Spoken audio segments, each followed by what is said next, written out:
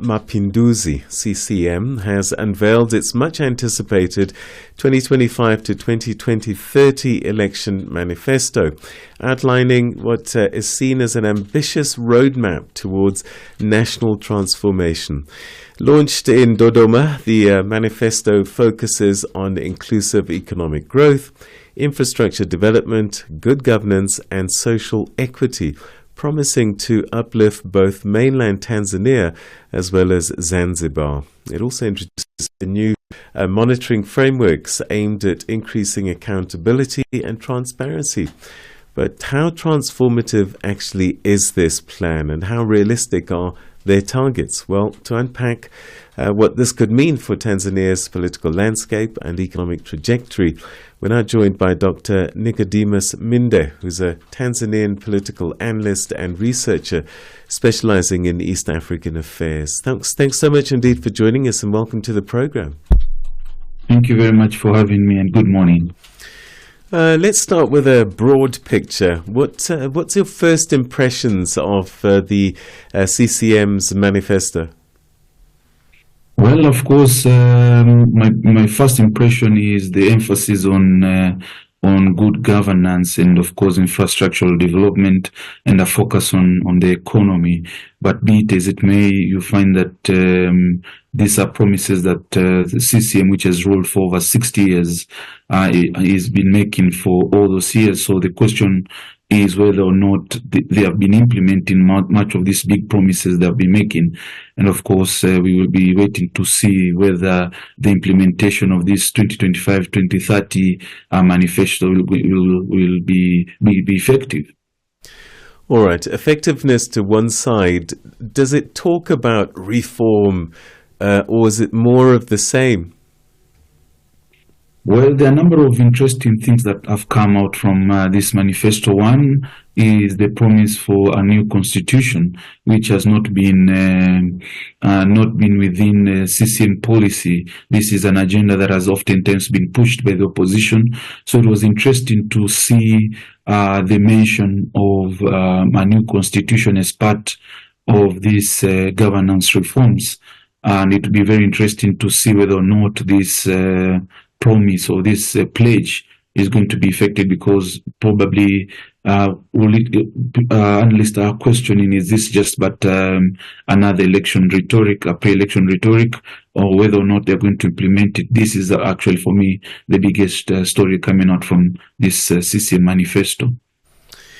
In your view, how realistic and achievable are some of the key economic goals that they've written about, particularly within a 5-year window? Again, this is the question of implementation. And of course, this being an election year, of course, most party manifestos are usually laden with lots of promises, lots of grand ideas. And for instance, they've been speaking about the question of general governance, social reforms, issues to do with water, infrastructure, agriculture, and all those social amenities, education. There's the promise for free primary education from primary all the way to senior level secondary school. So you can see these are grand ideas, and I'm happy, or it's good that they actually have set up a mechanism to monitor the progress of this manifesto. Or whether or not they are going to really stick to this program of monitoring is another question. But again, for accountability purposes, it is important for any political party or institution that sets out goals to see whether or not they are achieving most of these goals. How have they done in terms of infrastructure? I was in Dar es Salaam last week, and I was quite interested to see, I think it's an expansion of the bus road network in the city. Are they doing things, or is this slow and steady? To be honest, from the face value, there's a lot that is happening. You speak about the bus rapid transport system, which is at, I think, the second phase, if not the third phase. In the total phases will be 6 in the city of Dar es Salaam, aimed at mass transportation of people within the city, which is Tanzania's biggest city, in an aim to just boost or have effective transportation. But other than that, there's also a lot of projects that are ongoing. Of course, there's the Nyerere hydroelectric dam, which is near its completion. There's been the revival of the Tanzanian National, the airline, and many other road development projects, which are grand. And these are done not just by the Tanzanians themselves, but in collaboration with big powers such as China, Turkey are a big player in the country, and of course there's India, Egypt, and many other big powers who are also contributing. Last year there was also the concession on the maintenance of the Dar es Salaam port, which is in collaboration with the UAE, which was a big controversial deal. So you can see that there's a lot of infrastructural projects that are ongoing at the same time, which again raises doubts on the implementation timelines, because there's a lot that is going on and you might not be able to really monitor the progress of each of these projects. The document also includes measures on how to improve transparency and track government performance. Do you think that they do enough in terms of tackling issues like corruption and weak accountability? I think that has been Tanzania's biggest challenge, and the president herself has been able to really mention that as one of the setbacks. We have what we call the CAG reports, which is Control of Government report, that monitors or that audits all government institutions, as well as corporations and other forms of government entities. And for the past 5, 6, I think almost 7 years, the report has always come out very negative in terms of the fiscal spending, in terms of budgetary allocation, in terms of corruption, and of course, big corporations making a lot of losses.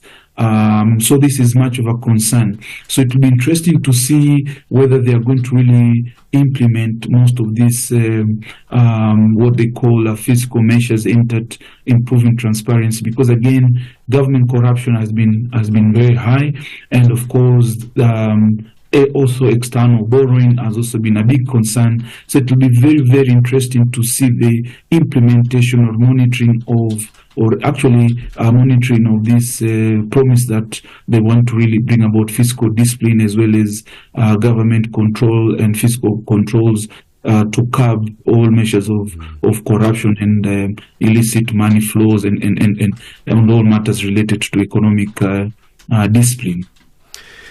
Does the manifesto talk about how to deal with questions around human rights concerns, particularly freedom of expression? Again, whilst I was in Tanzania, Twitter was blocked.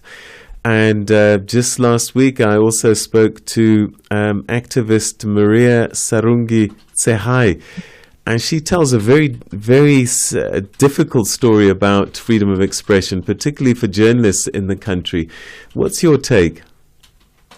I think the biggest challenge, other than the issue of governance that I've talked to you about in Tanzania, has been the issue of human rights in the country, especially questions around freedoms, civic freedoms and liberties that of course should be enshrined in the constitution. For the past 6 years or so, the country has been deteriorating on the index of human rights and governance and good governance in general, political participation, especially amongst the opposition and human rights defenders. There's been a lot of cases around that, and there's reports actually indicate direct government involvement in abductions of critics, dissenting voices, and of course human rights activists in general. Political parties have also faced a lot of police brutality and the like. So it will be interesting to see whether or not this promise of expanded democracy, freedom and governance by the government will be just an election campaign rhetoric, but an actual an emphasis. But I'm afraid up until now, this looks almost like a facade, because there's nothing, there's been no improvement in the past 4 to 5 years. All right, Dr. Nicodemus Minde, we're going to have to leave it there, but thank you very much indeed for your thoughts and analysis. Asante sana. Karibu sana. All right, that's Dr. Nicodemus Minde, Tanzanian political analyst and researcher specializing in East African affairs, taking us through the CCM manifesto. It's 7 o'clock, Asanda Beda. Good morning, and thanks if you've just joined us here on Africa Rise and Shine on this Monday, the 2nd of June. We are in June already. Can you believe it? Thanks for staying with Channel Africa. Of course, coming to you from our Johannesburg studios live in South Africa. We are on DSTV 802, on OpenView 628, and on www.channelafrica.co.za. Also on the SABC Plus, as well as live streaming through our various social media platforms. Stay with us. So much